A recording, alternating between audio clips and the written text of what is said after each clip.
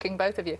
Christmas is traditionally a time of indulgence, and many of us will already be planning what we're going to eat for our Christmas dinner. There is a danger that we could also create a lot of food waste over the festive period. So how do you use those leftovers?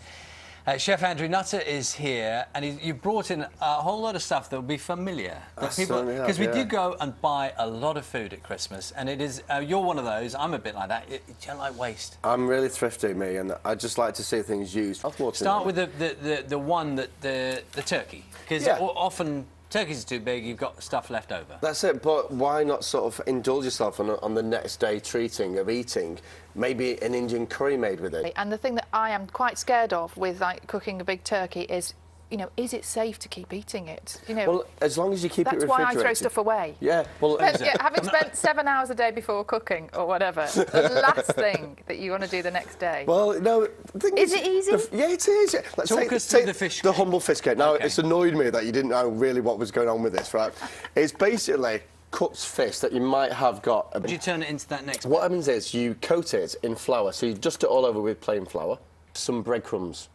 Right. So the outside side of it is actually... Is that the next bit where it all falls apart? And that's, no, all you do is a nice pan, nice even heat on there, shallow. Doesn't that mean, I know it's probably being really stupid, doesn't that mean just the top and the bottom get nice and brown? No, well, morning is I like kedgeree. So I imagine if there's a bit of that left over, you could almost throw that in. One thing I like to make, if you've got any sort of kedgeree things with it, it's just smoked haddock and your rice mixture. You can turn it into tomatoes in there, some mozzarella cheese, form that into balls because there's gluten in the starch in the actual rice that will form it all together. Do that in flour, egg and breadcrumbs as well, so it's really crisp on the outside, but then you've got the flavour. And you can do these quite healthy as well, just in the oven. You don't need to... Okay. Yeah.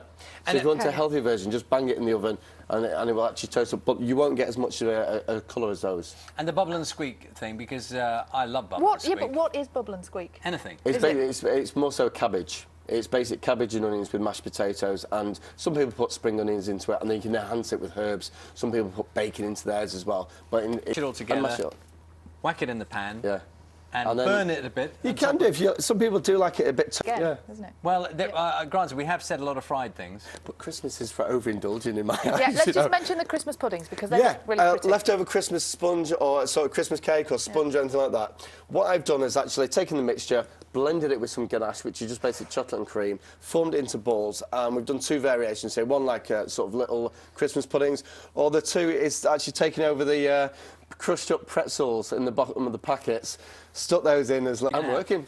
Got 200 bucks in for lunch. No, New Year we're open as well, Steve. Thank you so much for joining us. I'm going to book one of those miniature Christmas puddings for about 11 minutes' time. It's just coming up to 9:50 now. You're watching Breakfast from BBC News. A reminder of our main stories this morning.